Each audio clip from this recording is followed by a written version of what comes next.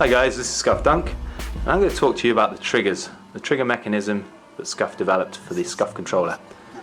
There's been a regular misconception out there that the triggers can't be used with certain games. If you select the right option, then they can be used with any game, but the trigger stops are where the confusion lies with the adjustable hair triggers. So Matt, if you can help and just turn across. Right, so what we have here is we have a standard Xbox 360 controller. This is before SCUF Live. And here, Matt, if you just pull that trigger down, you can see there's a huge amount of depression in the trigger. The reason that depression is there is because the standard Xbox controller is used for fighting games, it's used for racing games, first-person shooters, all types of games. Within that trigger, there's a number of different sweet spots, bite spots, depending on which game you're playing. So what SCUF did is we wanted to create a controller that could be set up for each individual gamer. So what we had here is we actually have something called the adjustable hair triggers. So Matt, if you just turn that round, we've actually put in a SCUF key, which is here. So Matt, if you just turn that key to the right and move it around, move down slightly here, you can actually see this trigger winding in, and then if you wind it all the way back out, Matt, slowly, nice and slowly, you can see here there's a huge amount of movement.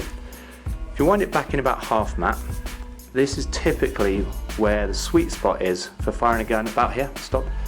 About there is where the sweet spot is for Call of Duty and Gears of War. Now that's great, gives you that slight advantage because you can fire quicker, but it's not actually, it's still some movement in the trigger.